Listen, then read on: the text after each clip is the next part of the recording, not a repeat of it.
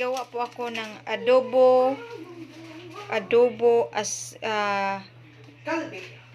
adobong Bisaya at magic sarap.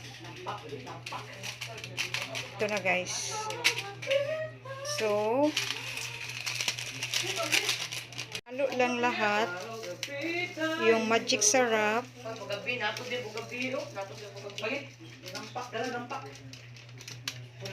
Then, asin.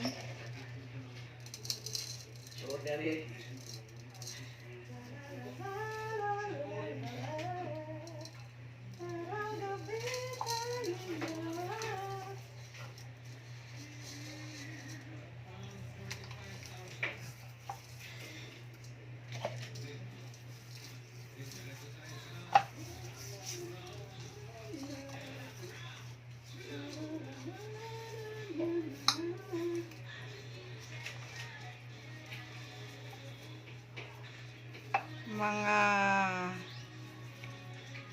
15 minutes i-ano natin i-absorb natin yung asin at saka magic sarap.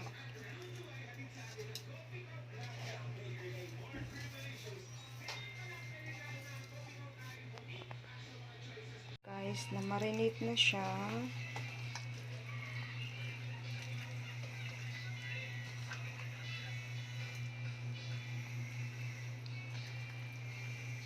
Tapos